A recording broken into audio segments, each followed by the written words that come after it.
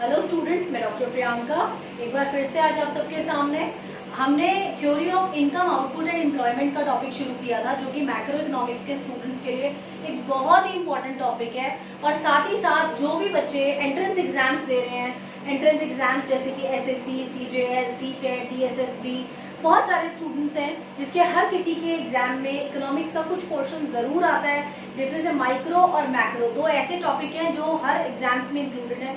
उनके लिए ये वीडियो खासकर बहुत ही इंपॉर्टेंट है, क्योंकि मैं आपको हर वो छोटी चीज़ इसमें बताती हूँ जो एक एमसीक्यू में आ सकती है।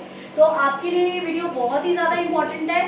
साथ ही साथ हमारे एसओएल के सेकेंड ईयर के बच्चों के लिए और हमारे 12th क्लास के सीबीएसई के स्टूडेंट्स के लिए ये वीडियो काफ़ी मैटर करता है। तो आज अपने टॉपिक को हम कंटिन्यू करेंगे, जिसका नाम है इन्वेस्टमेंट फंक्शन।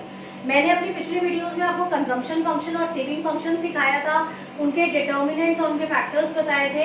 आज मैं आप लोगों को इन्वेस्टमेंट फंक्शन समझाने जा रही हूँ, जिसको हम प्रोपेंसिटी टू इन्वेस्ट के नाम से भी जानते हैं। स्टूडेंट्स, इन्वेस्टमेंट फंक्शन क्या है? इन्वेस्टमेंट फंक्शन, सबसे पहले तो हम इन्वेस्टमेंट जानते हैं कि इन्वेस्टमेंट होती क्या है। Investment refers to capital incurred on creation of new capital assets.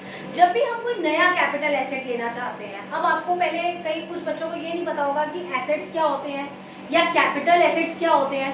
देखिए, सिंपल सा फंडा है, कोई भी ड्यूरेबल थिंग जैसे मशीनरी, टूल्स, इक्विपमेंट्स, ये सारी चीज़ें जो होती हैं ये आपके कैपिटल एसेट्स में आते हैं। जो कॉमर्स वाले स्टूडेंट्स हैं उनको ये चीज़ें बहुत अच्छे से बताऊंगी, बट मेरे ह्यूमैनिटीज़ वाले स्टूडेंट्स को ये चीज़ नहीं पता थी, इसलिए मैंने उनको बताया कि कैपिटल एसेट्स में सारी वो चीज़ें आती हैं जिसपे एक बार इन्वेस्टमेंट लगती है तो कई सालों तक काम आती है। तो कैपिटल एसेट्स को क्रिएट करने में जितना मनी इन्वेस्ट होता है उसको हम इन्वेस्टमेंट के नाम से जानते हैं, क्योंकि उसको एक बार इन्वेस्ट किए पैसे को आप कई साल यूज करते हैं। तो दिस इज कॉल्ड इन्वेस्टमेंट। तो इन्वेस्टमेंट फंक्शन क्या है कि इनकम बढ़ने के साथ जो इन्वेस्टमेंट बढ़ती है उसको हम इन्वेस्टमेंट फंक्शन कहते हैं। और on the other hand, the relationship between income and investment is known as investment function. अब इन्वेस्टमेंट जो होती है वो दो तरीके की होती है, एक होती है इंड्यूस्ड इन्वेस्टमेंट और दूसरी होती है ऑटोनॉमस इन्वेस्टमेंट। इंड्यूस्ड इन्वेस्टमेंट, सबसे पहले बात करते हैं इंड्यूस्ड इन्वेस्टमेंट की। Induced investment is that investment which increases with the level of profit and which decreases with the level of profit. That means जो इन्वेस्टमेंट आपके प्रॉफिट से रिलेट करती है, आपके प्रॉफिट ज़्यादा होने की वजह से इन्वेस्टमेंट बढ़ता है, आपके प्रॉफिट कम होने की वजह से इन्वेस्टमेंट कम होता है, उसको हम कहते हैं इंड्यूस्ड इन्वेस्टमेंट। तो basically induced investment is that investment जो प्रॉफिट से कोरिलेट करता है। बट ऑटोनॉमस आपकी इन्वेस्टमेंट वो इन्वेस्टमेंट होती है जिसका प्रॉफिट से कोई लेना देना नहीं है, that is not at all affected with profit. आपको प्रॉफिट हो ना हो, आपको वो इन्वेस्टमेंट करनी ही करनी पड़ेगी, that is called autonomous profit.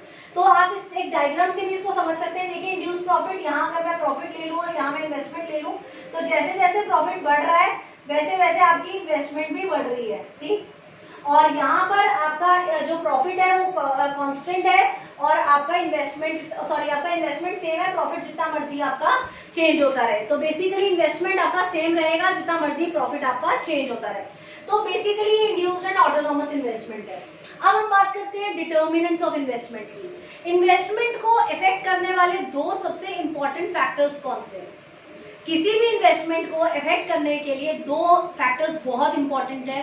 पहला है marginal efficiency of investment which is called MEI, and second is ROI, rate of interest. अब ये दोनों चीजें क्या है पहले हम ये समझते हैं।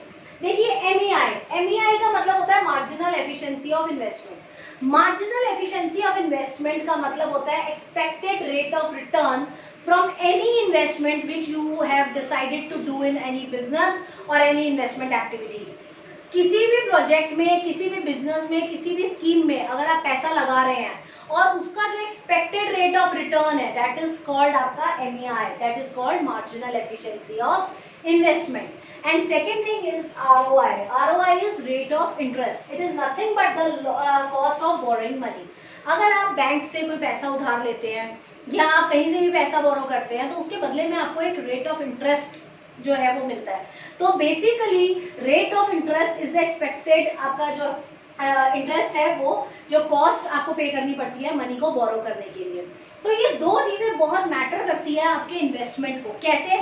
एक छोटे से एग्जाम्पल से आपको समझाती हूँ जिससे आपको काफ़ी टॉपिक क्लियर हो जाएगा।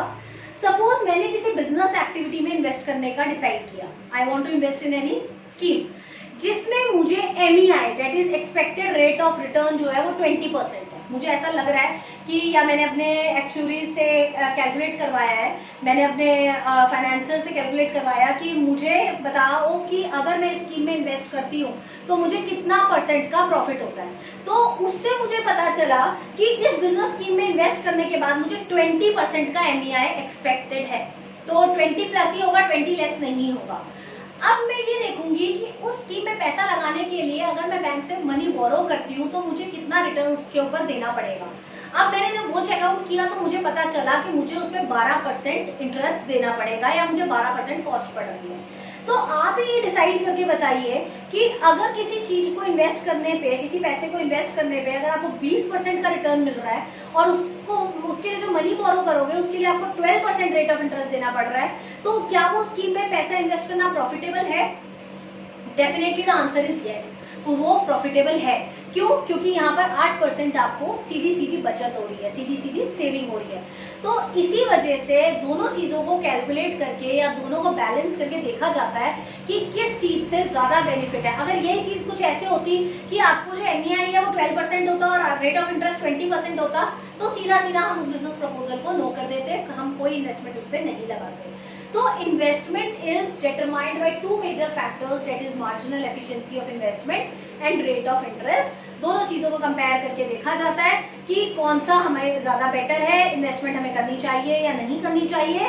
Then the complete decision is of businessman, वो ही डिसाइड करता है कि उसे इन्वेस्ट करना है या नहीं करना। तो ये हो गए हमारे 2 मेजर फैक्टर्स। अब अगर MEI हमेशा ग्रेटर हो ROI से तो इन्वेस्टमेंट हमेशा प्रॉफिटेबल समझा जाता है। MEI का ज़्यादा होना जरूरी है, then only investment can take place. And don't forget investment is a boost in an economy.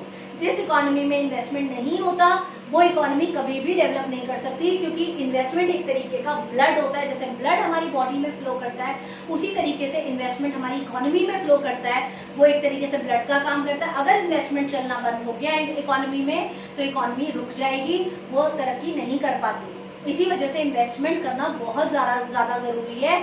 आपके सिलेबस में एक बड़ा इंपॉर्टेंट क्वेश्चन है पैराडॉक्स ऑफ थ्रिफ्ट। अगर आपने नहीं पढ़ा तो उसके ऊपर भी मैं आगे वीडियो बनाऊंगी।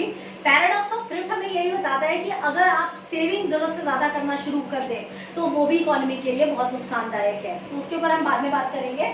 फिलहाल MEI अगर ROI से ग्रेटर होता है तो इन्वेस्टमेंट हमेशा प्रॉफिटेबल होता है। एंड लास्ट थिंग, इन्वेस्टमेंट को हम कभी कभी net addition to capital stocks of an economy भी कहते हैं कि हमारी जो कैपिटल स्टॉक्स है इकोनॉमी में उसके अंदर जो नेट एडिशन होता है उसको हम इन्वेस्टमेंट के नाम से भी जानते हैं।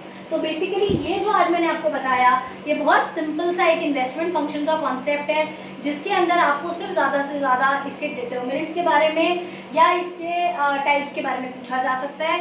तो इन्वेस्टमेंट फंक्शन बहुत छोटा टॉपिक था, आज हम इसी को कवर अप करेंगे। अगली क्लास में मैं आपको इसके आगे का टॉपिक कवर कराऊंगी। तब तक के लिए आप यूं ही मेरे वीडियोज़ को लाइक करें और मेरे चैनल को सब्सक्राइब करें। Thank you so much.